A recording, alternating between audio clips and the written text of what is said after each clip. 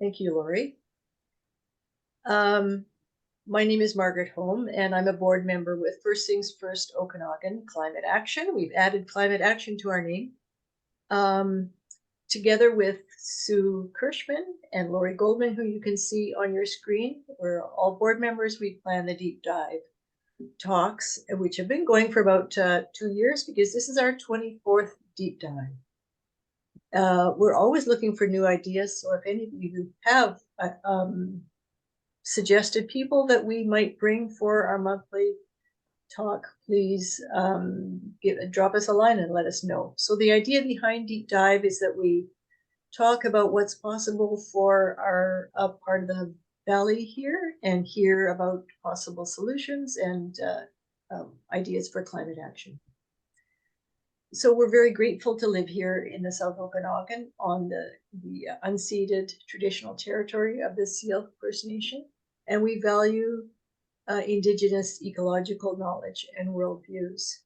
Every month we try and give people opportunities to deepen their understanding of First Nations values for this land by talking about events or educational opportunities. And on Monday, the West Coast Climate Action Network is launching BC First Nations Climate Action Data Quilt.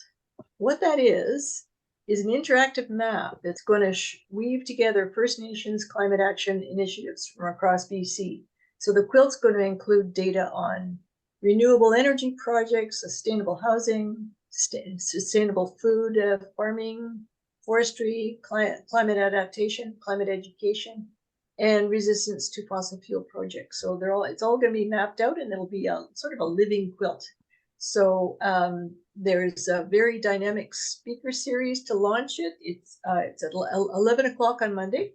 I'll put the link in the email if you want to join. You could hear Grand Chief Stuart Phillip and Joan Phillip, Andrea Menard, Jesse Jack, Sharon Marshall. They are just some of the people that will be talking about climate action in their communities, and will be talking to us about how the quilt's going to evolve over the next few years. So thanks very much for that, Lori. I think I will put the link in the chat, and right now pass things over to Sue Kirschman to introduce tonight's topic and our speakers. Thank you. Hi, everybody. Thanks for coming.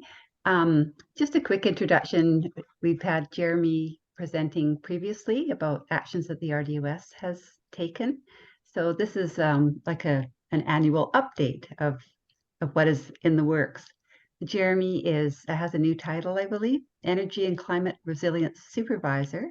And Jeremy also now has a new climate action partner working with him, the Suraj Baral, who is the community energy specialist. We just learned has come from Halifax, Calgary, prior to that, Nepal. So welcome. And when Jeremy's speaking and Suraj is speaking, if you have any questions or comments, just enter them into the chat, and we'll have a little Q&A after they've presented. So I think I'll just turn it over to you, Jeremy. Please go ahead. Well, thank you, Sue, and thank you to everyone at First Things First Okanagan for hosting us again tonight. It's always a pleasure, and really appreciate the great works you do, and admire how you go about your business, and always happy to speak with you about the stuff we're doing at the regional district. So nice to be here. I'm Jeremy. I'm the Energy and Climate Resilience Supervisor at the regional district. Been here for a couple of years now, and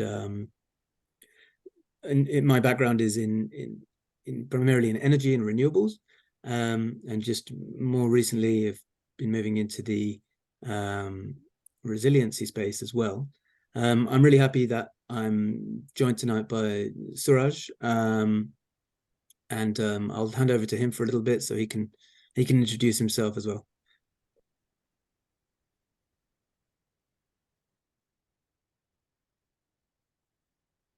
Hi everyone, I'm Suraj. Most of you already know, I guess, a little bit about me. We talked before. I'm from Nepal.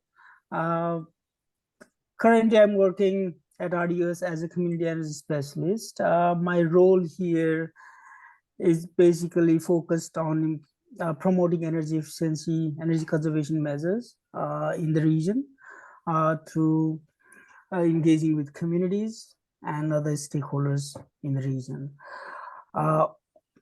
In addition to that, also supporting the current ongoing initiatives that Jeremy's has already been doing a lot of works there. So supporting that initiatives, and furthermore, develop projects and new programs on energy efficiency, renewable energy, and implement in the regions. So that's my current role here. So it's been a month in RDOS. So prior to RDOS, I was working for a startup company in Halifax, which basically work in identifying energy saving projects through data,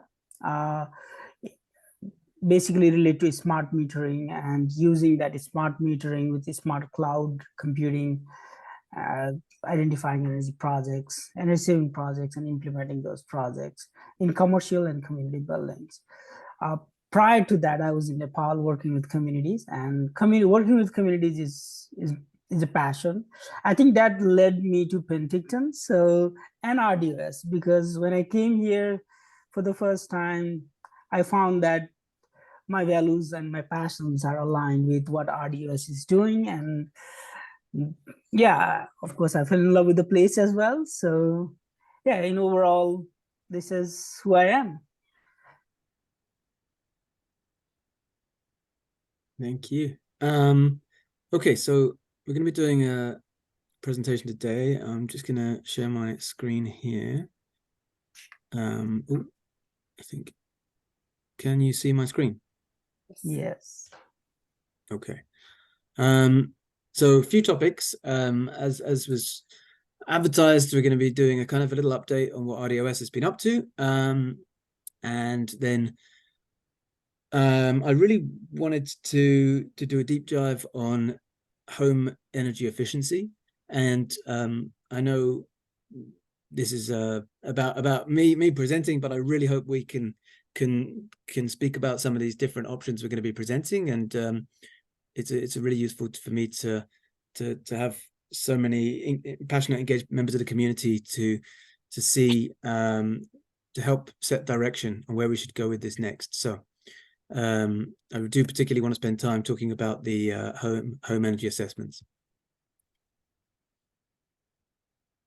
Okay, I don't know if you can see that. So public charging first. National survey by the Canadian Automobile Association of 16,000 owners said that EV charging and access to public EV charging is a worry. And obviously, if we don't transition to electric vehicles faster, we're still going to be burning through a lot of gasoline and diesel. So that is a major issue to address. And it's preventing people from both making longer road trips, and it means that a lot of people, if they are buying an EV, still own a gas vehicle, 67% in fact, which is understandable, but it's really not going to help the climate if we just keep producing more and more vehicles rather than replacing them. So this is a major problem, and the RDOS is well placed to attempt to address this, and that's what we've done. I'm going to be speaking to that. It's not to say there is no public charging in the region. All of these, there are available chargers, but they're on private land. A lot of wineries have them, and so on. That's and the city of Penticton, of course, and Summerland. But there is some major gaps, as you can see on the map, where there's simply no charging available, and that's putting off people from attempting journeys to the region and through the region in electric vehicles. And other areas surrounding regional districts in particular, notably with the Accelerate Kootenays next door, Peaks to Prairies as well. There are public infrastructure, public charging networks which have been put in place over the last 5 or 6 years, and you can see a kind of Okanagan-Similkameen sized gap in the middle there where there is no public infrastructure. So there was a case that we were not doing as much as we could be by not having public infrastructure.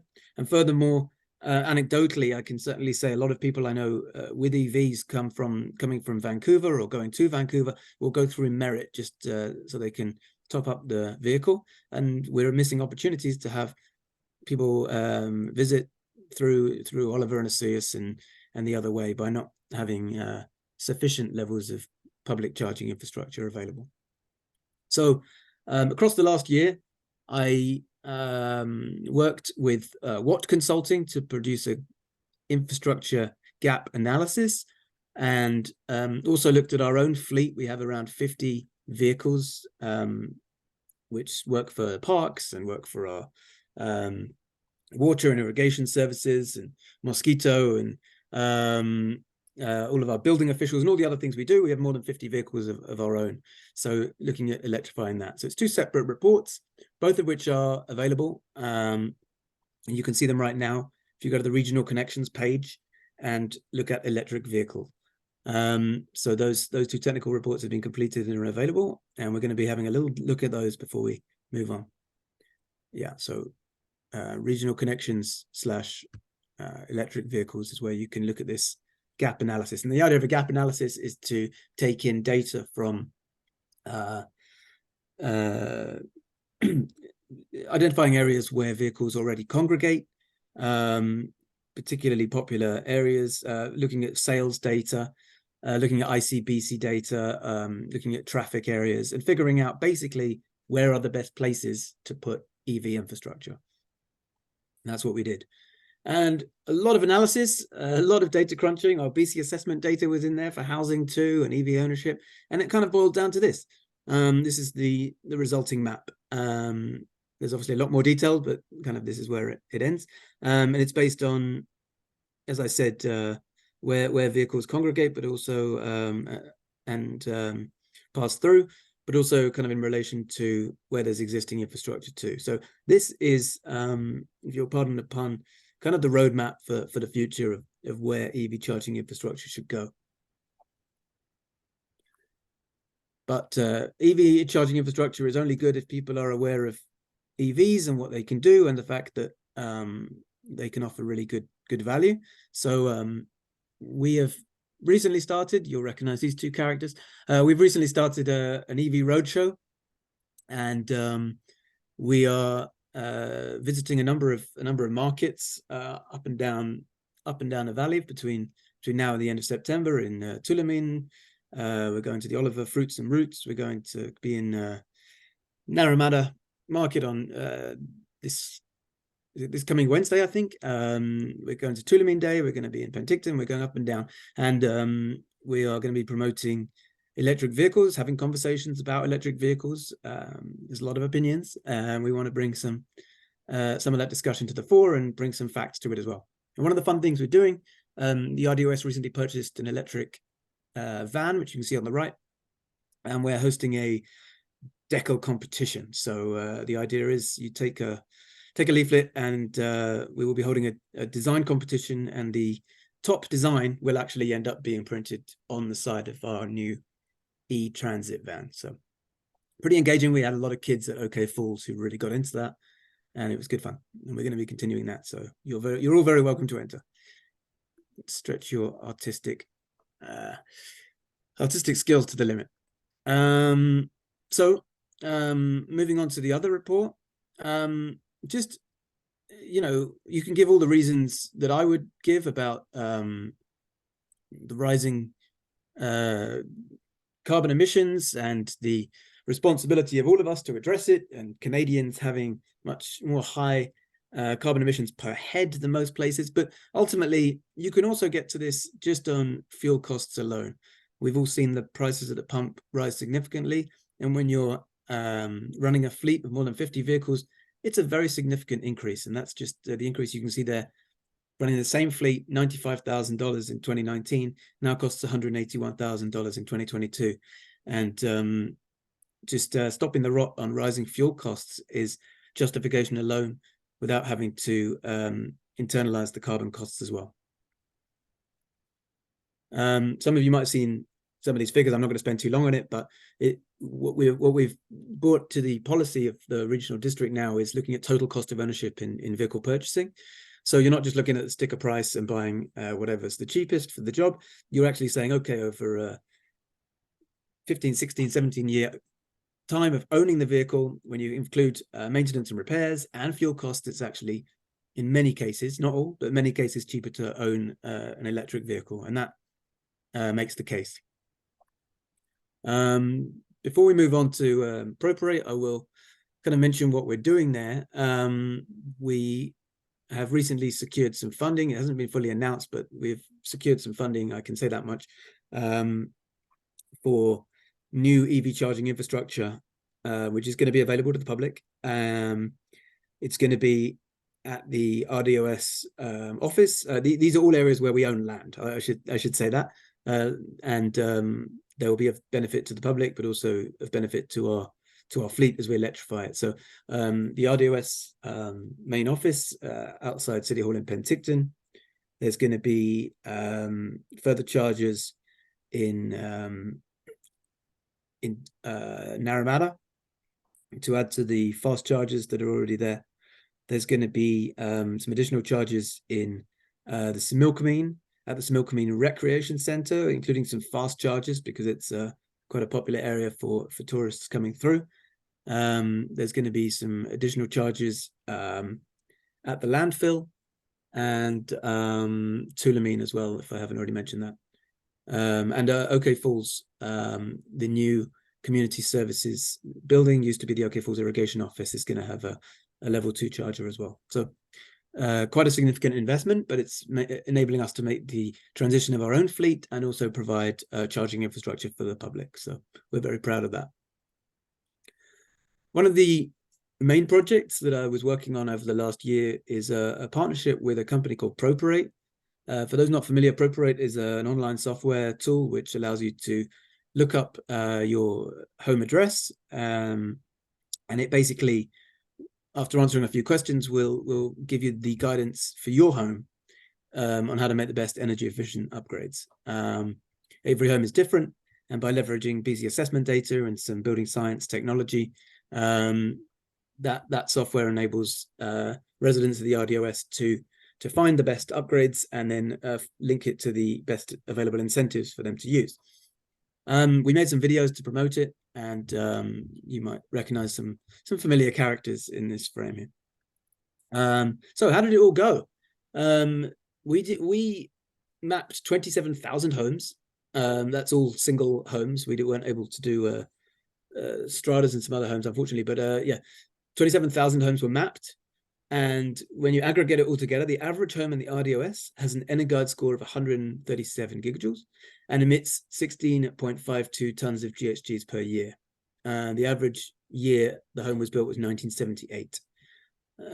To cut emissions by 37.5%, the average cost for that kind of retrofit, a deep energy retrofit, so that includes the building envelope as well as replacing a furnace or your HVAC equipment, the average cost was $26,406. So it's really useful to leverage this scale of big data for the analysis it can bring, as well as providing obviously tools for each individual homeowner to be able to find out more about their homes and give them some pathways to actually acting on it and moving with some of these energy saving ideas. So in terms of the numbers for the engagement, we had a big launch. We had a lot of interest in June and July last year. First things first event in October. It certainly brought a lot of new interest as well. And we launched those promotional videos in February, which also raised the profile. And it might not look like a lot down the bottom of that graph, but we are now seeing just what they call in the online world just organic growth. So we're not particularly promoting this now, but people are finding the site and using it anyway, which is really good because the pilot has finished, and next we're going to be working out what we should do next. But it's great to know that the tool is now being used regularly by residents of the RDOS. So during the actual pilot period, January 1st, 2022 to February the 1st, 2023, we had almost 450 rating analyses done. And since then, we've had 175 organic visitors. Our target was to get 1% of all homes in the region using it. We're really pleased to say we've now got 2.3% of all homes in the region have tried this software. So I think it's really positive. It shows that it's been a success in terms of exceeding our expectations of numbers, and we're really pleased that a lot of people have found it useful, and we've had good feedback. It's not perfect; it's a work in progress, and the 2.3% also, you know, I have to flip it on its head and say that's a lot of people who haven't used it yet and may not be thinking about their homes and how to make them more efficient. So there's a lot more to do. But that tool is up, and I'm pleased to say it's going to remain up and updated in the coming years as well. So what facing our next challenge really is the information gap. One of our videos specifically spoke to this. You can get we made a nice poster on how to follow the steps, the 7 steps to do an EnerGuide energy assessment. That's also up on our website, regionalconnections/Properate, and it explains how to engage with an energy advisor. Clean BC also offer a functionality to speak with an energy advisor anytime. But the reality is there are only 4 or 5 energy advisors in the region. I've kind of listed them by name down there, and the Clean BC website seems to suggest that there's dozens, and that's simply folks from out of the region who are advertising their services here. So we are limited on capacity, and that's why we took this approach initially of doing the Properate service. It was to make sure that with the best will in the world, the energy advisors are not going to get round to hundreds and hundreds of homes, but we can do it in a lighter touch way and get the information out there, and hopefully give people enough information that they move on to doing an EnerGuide assessment with an energy advisor, and managing to access the rebates that brings. I think for our next step, we do need to close that information gap on the other 98% or so on how they can go about this, what incentives are available, and the costs and opportunities involved.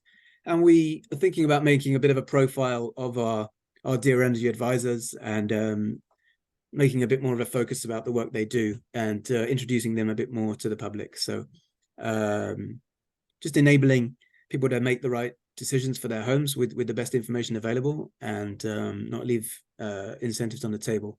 This is a real challenge, though. This is the challenge of how you fix one home is a very singular question, but every home is a snowflake, as somebody said. They're all different, and the users inside have different needs, different requirements, and different stages of life, and are looking for different things in their investments in their homes. How do you solve for a region with 23,000 homes in it and growing? And it really is an information gap, and I want to get into that today. I want to go through some of the approaches that have been done in our neighboring districts, and honestly start a conversation and see what kind of ideas you think may resonate here for our next steps in the Okanagan Similkameen. So this was some pretty interesting analysis, though. As I said, the cost of a deep energy retrofit to achieve 37.5% of energy savings was about $26,400. And you can see on this graph that the orange line is the percentage improvements in efficiency, and the blue bars are the average cost. So you can see that for making that $26,000 investment, you're really getting a pretty good energy return. It makes sense, though, the more you've done, the less energy efficient returns you're actually likely to see.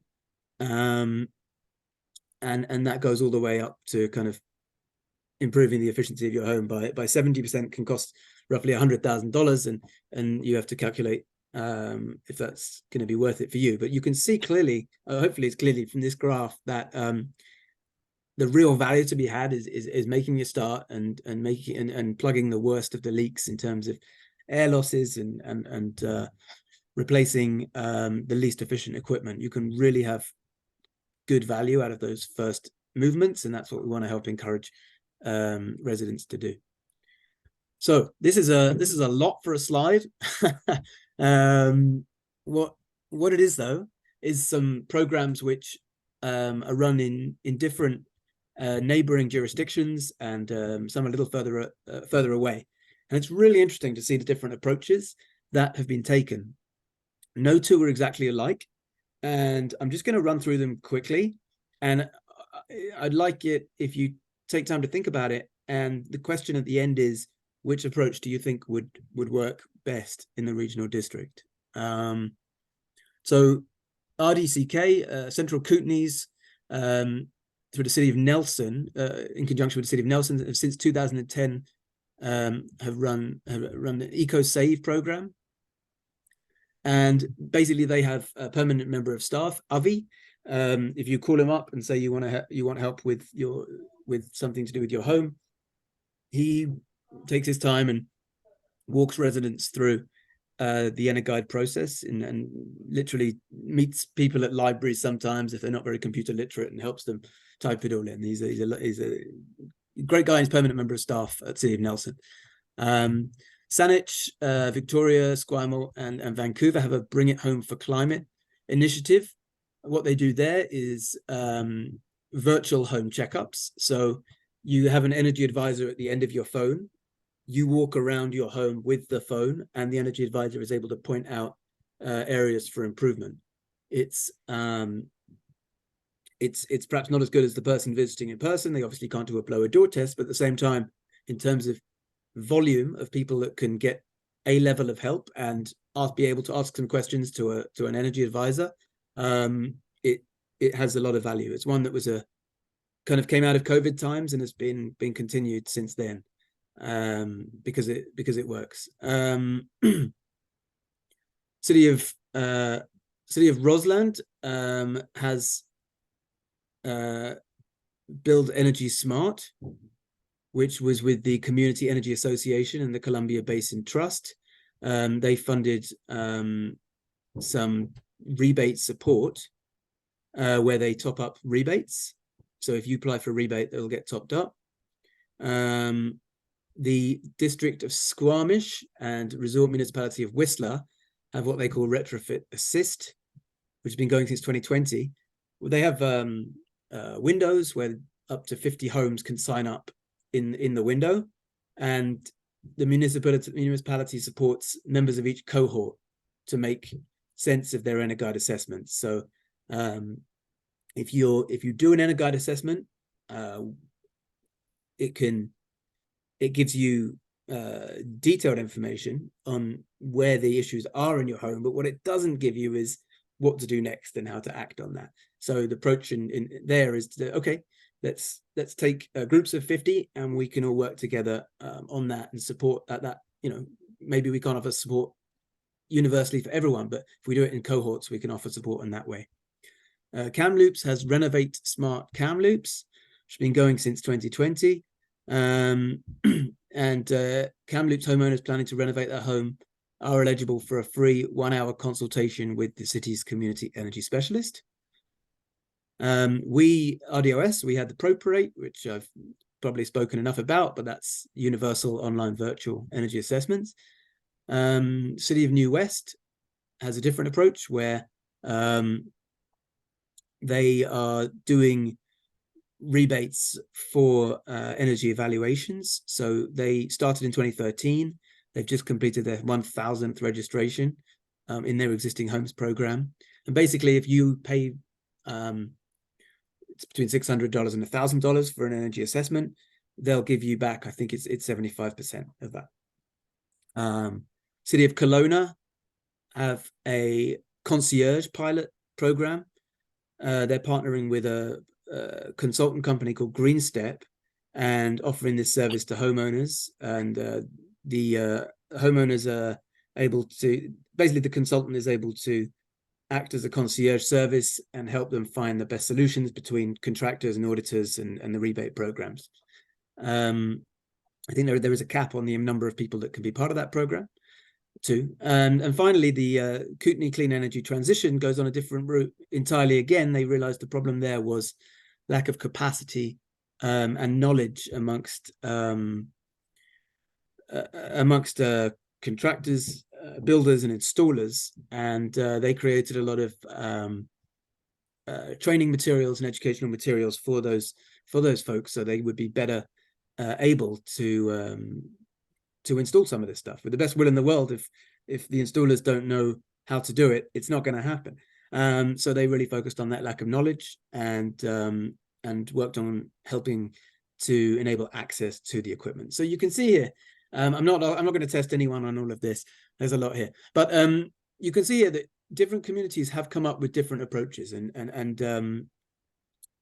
there's no right or wrong answer to this as far as how a community goes about tackling this wicked hard problem of how to make our homes more efficient and eventually make all of our homes zero carbon. There's no obvious clear way of doing it, but what there probably is the best way to do it in the Okanagan Similkameen. And I'd like to hopefully use some of the time at the end for questions to take some views on what resonated there and any other ideas you might have, and we can discuss.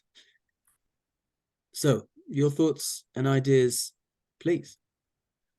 Thank you very much.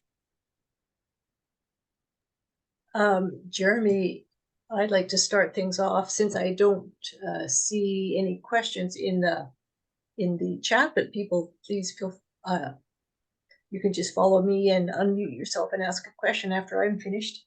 The Nanaimo Climate Action Hub did a survey of people wanting to do retrofits for heat pumps, and they surveyed about 300 people. The barrier was cost, the main barrier, and as you're saying, the very high costs. And so they did a lot of research, and they found out that compared to other parts of the world, we have inflated costs for heat pump installation here in British Columbia. And so they are suggesting, and they're trying to get local governments and the provincial government on board to, instead of having limited designated contractors, which really inflates the price, what they discovered is the government, BC government at some point, increased the rebate, and then guess what? Cost of heat pumps went up, same amount. Instead, they would like to see group purchasing allowed, and to have actually the government just look after essentially the installation. So for the $5,000 that they'll give you, they could buy a heat pump and have it installed. Do it directly. Apparently, there's, I believe, Prince Edward Island, is it, that's doing this directly, and you get much better results, because right now I think these retrofits are really for people that are comfortably off. Even I think it's a great idea to have the assistance, but I think cost is the barrier that isn't really helped much by having an assistance. So I just wanted your comment on having local governments or provincial government doing purchasing heat pumps basically, and opening up the installation. What do you think of that? Yeah, it is a problem that heat pumps are very expensive, and rebates can be a bit of a blunt tool as far as attempting to make them cheaper. It's what the utilities are. It's within their bailiwick to do that. It's what they can do, but it can, and Clean BC as well. But it may, as you've highlighted, not always have the desired effects. So in terms of collective purchasing, it's not a bad idea. It's not a bad idea. There is definitely clear economies of scale if you can organize it. I think there is, I mean, let's just address the fact there is a downside risk here. There is a risk of ending up hoarding a load of heat pumps and not being able to move them on, that would be a terrible outcome for the taxpayer. And there's some who are philosophically against government organizations being in the business of being in business. So there are some potential downsides and potential hurdles to the approach. But let's try to think it through how it could work. I think the challenge to make sure that you weren't overstretching or overcommitting in any particular direction would be to have building archetypes well defined, and then you can start sorting homes into sizes and saying, okay, we know that this kind of home is roughly speaking would need this kind of heat pump, and if you have a large enough number of people with that size of home, you can think about purchasing a mass of heat pumps for those kind of homes. So it's a bit of a sorting problem, but I think that kind of archetype analysis can be done with Properate. We arguably have the tools here now, more than most places to do it.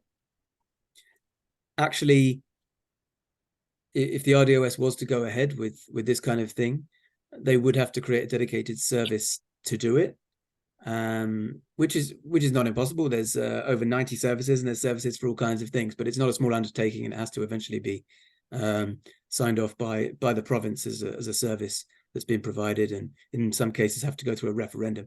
So I'm not saying this just to throw barriers up, but just being realistic about how the role the RDOS could play were it to want to do something like that. Perhaps the RDOS therefore doesn't have the lowest barrier of entry to take advantage of the economies of scale there. But I think there is merit to the idea for sure. I think the Nanaimo Climate Group is thinking that it would be a provincial responsibility, as it is in one of the maritime provinces where they've had very good buy-in. I know Greg had a question about whether retrofits would perhaps ever be mandatory. Is that something that might happen in the future? There have been a few working groups from the province to talk about retrofit code. And there have been, I think it was Saanich experimenting with retrofit code. I might be wrong about that. So it's not, it is being talked about. It's all the associated issues with enforcement and so on that have to be ironed out, but I wouldn't say it was impossible. It's something that is being talked about elsewhere in the province. It's not on the immediate agenda of the RDOS, though, I will say that. I think you mentioned, so you're saying a building code for retrofits, but this is not enforced retrofits. No one's going to be forced to retrofit their home. In other words, Greg, do you want to clarify if that's what your question was? I'd like to unmute. There we go. Yeah, it's just something to keep in mind. There's just been a lot of talk about it, and I've studied I just built a house last year, and I'm getting familiar with the step code, and it's great. There's a lot of great things coming out of it, like thicker walls. I mean, I've got 10-inch thick walls, but mind you, I can afford that. A lot of people can't, which I'm always trying to keep track of as well. But no, I do hear that there's problems that this is coming down the pipe, that they're getting more and more aggressive with the net zero agenda. The good things are coming out of it, but we just have to be aware that this doesn't ever become something where we price people out of their homes. It's that would be a shame. I've got so much to say because I study these energy issues quite a bit, including carbon dioxide and what its really impacts are as well. Anyways, I'll leave it at that. Thanks, Greg. I think Sue Kirschman had a comment about that she wanted to make. I saw in the chat. Go ahead, Sue. Yeah, sorry, I'm just going to look at what I put. I just wanted to make a point about retrofitting existing homes versus new homes. Right now, a lot of new homes are being built in the Okanagan, and to prevent them from needing to be retrofitted as well in the future, it seems important to build them with low carbon energy sources. So I'm just wondering, is the RDOS looking at developing any low carbon energy bylaws for new homes? And you probably are familiar, Jeremy, with the new zero carbon step code that's coming out, and I guess wondering, or that actually is now available as of May 1st. And if you have talked about that at all, if you know much about that. Yeah, so the RDOS brought in step code as a mandated piece on May 1st. That was, I know Summerland and Penticton have already had it for going for a while, but it was new for the regional district. As far as going further than that, Oh, sorry, it's a zero carbon step code, so it's different than the energy Yeah. efficient step code. Okay. Yeah. As far as going further than that, we haven't really started addressing that. We're still seeing what impact step code is having on our ability to staff it and so on. Which has been a bit of a challenge in terms of adapting with current staff numbers we have available to manage the basic level of step code. We are managing it. I'm pleased to say it's going okay. So we have to make sure that we can manage what we've taken on first before we look at higher standards. I think there could potentially be ways of incentivizing that zero carbon step code as well. But we haven't looked into bylaws to do that yet. Anyone else have a comment or question for Jeremy on how do we encourage retrofits? Patrick? My question is not so much to do with retrofits, but for the city of Nelson, was that a dedicated staff member at the city hall level or at the regional district? City of Nelson in partnership with the regional district, and that dedicated staff member, he's employed by City of Nelson, but it's co-funded with the regional district staff member. Yeah. From my point of view, I think that model I think would be very useful, in part because I don't think a lot of the various city councils are as climate aggressive as they need to be, and should be doing much more to encourage the citizenry of their respective districts or jurisdictions to be seeking, low emission solutions. Perhaps this would be a step towards being more aggressive in that regard. I'm just curious what your thoughts might be in this matter.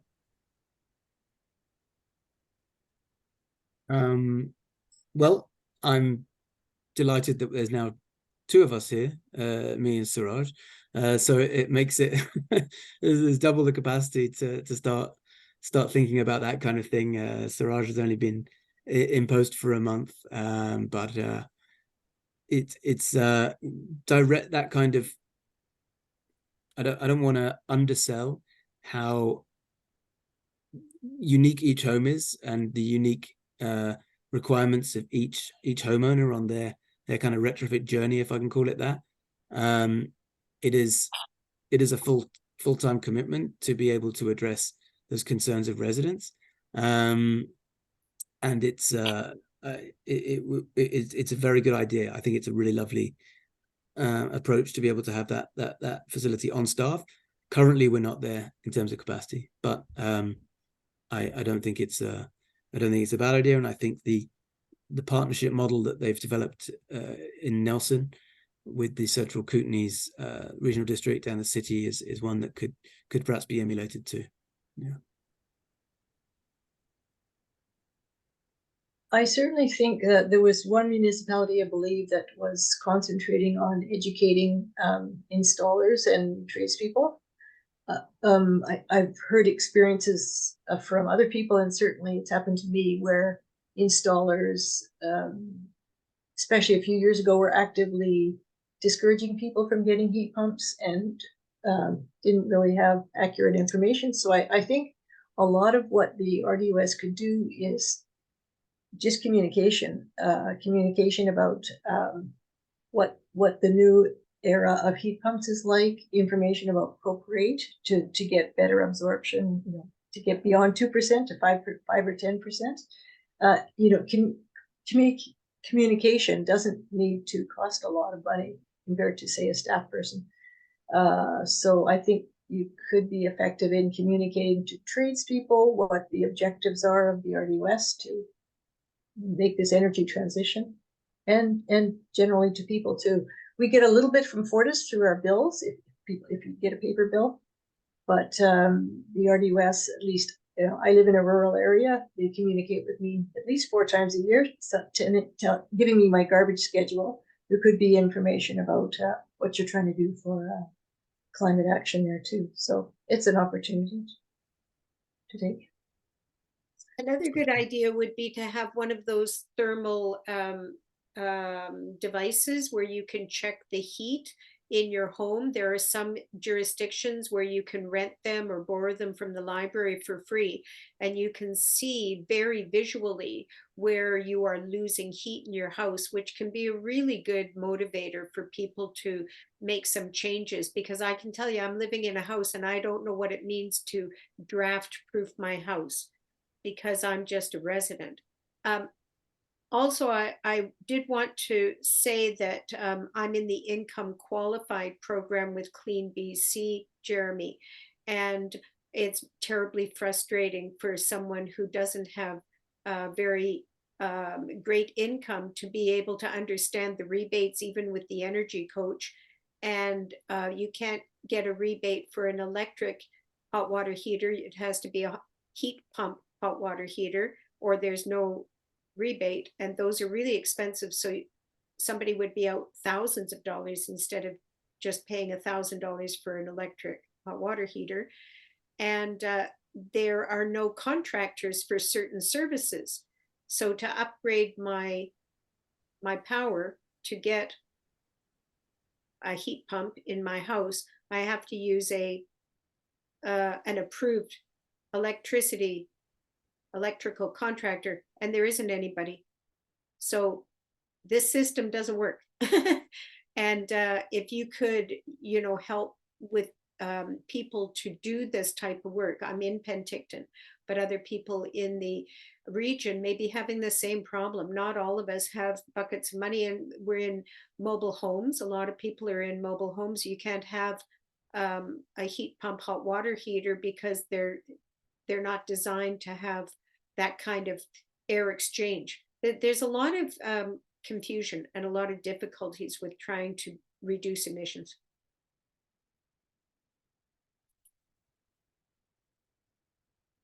Yeah, I think one of the communities was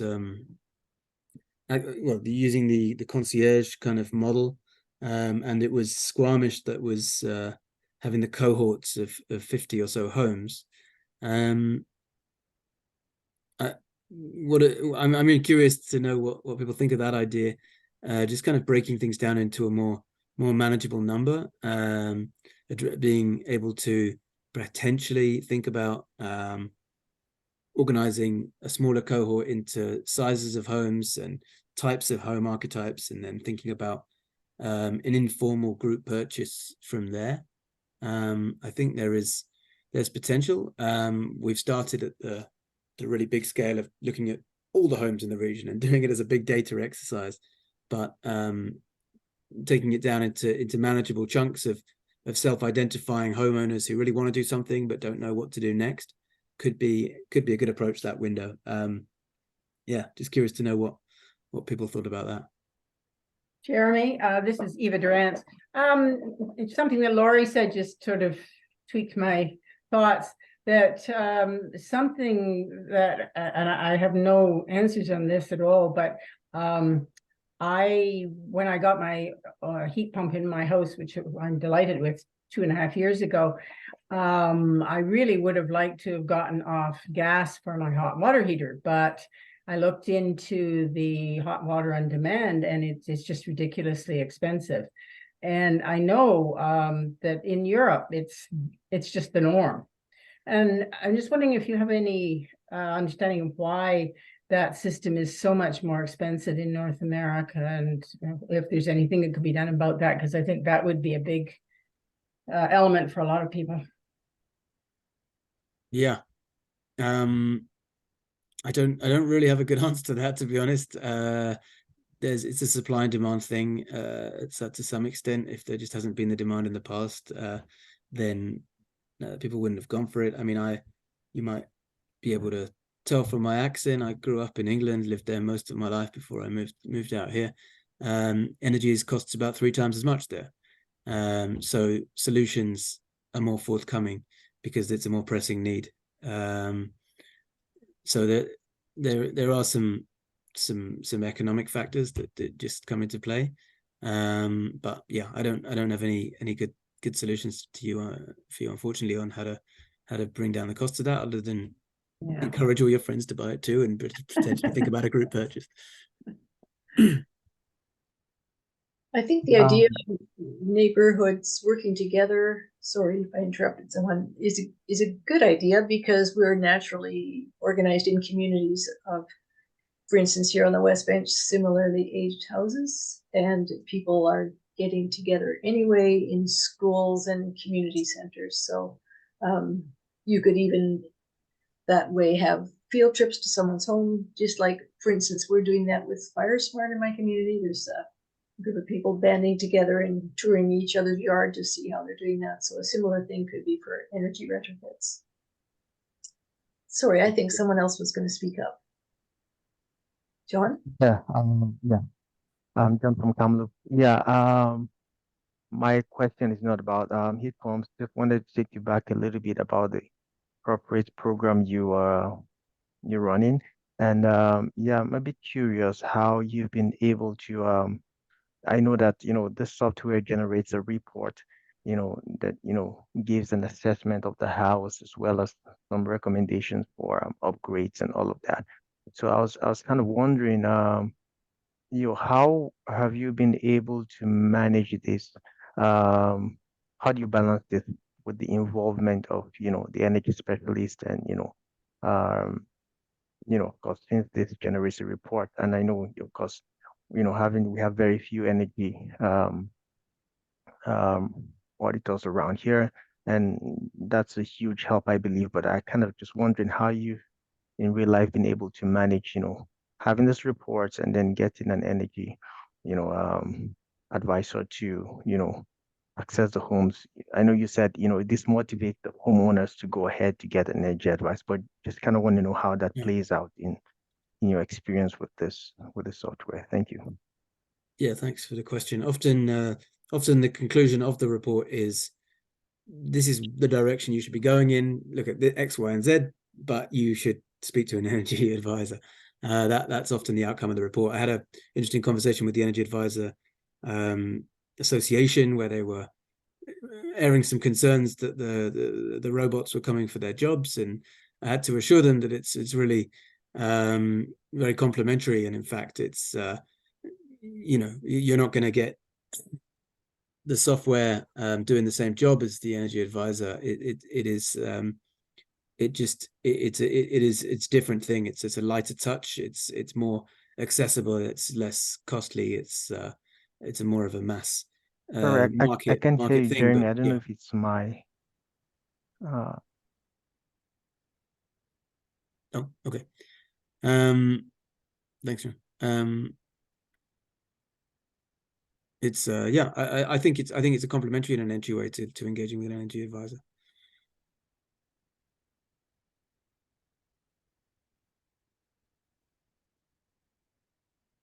So anyone that hasn't tried Properate should get online and give it a spin. You do have to input information about your own home. as well as the information that's been embedded. And I went through it, and I also had an auditor's report, and I compared the two, and they were actually very similar. So in the case of my home, it did a good job of the assessment with the AI information. I should have mentioned that, Margaret. Actually, we did a contest to identify 30 homes, and those 30 homes, the winning prize was a free EnerGuide assessment. And the idea was to take on the agreement that they would share their data with us. And we took that data from those 30 homes and compared it to the Properate reports to test the accuracy of this thing. And I'm pleased to say it was, it was 80% accurate. There was some margin around the edges, but taking an average, it was 80% accurate. And that's what you get. It's not going to be as good as somebody coming to the home and doing a blower door test and being physically there, but it's quick and it's 80% accurate. I guess it's kind of a little bit like ChatGPT if you've used it. It's about 80% accurate. It's quick though. I see this one question from Catherine earlier on in the chat about what is planned regarding composting in Penticton. So that's a little off what we're talking about right now, but if you have a moment. Big question, good question. 6th of July, which is this coming Thursday after this one. There's going to be a board meeting, and it's going to be raised in full, the RDOS board at that point. So I'm not going to preview anything that I shouldn't, but that's the board meeting to watch out for the agenda afterwards for further announcements there. Okay.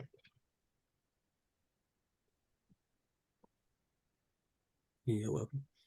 Thank you. I can't see any other questions in the chat. Oh, Patrick, do you have a question?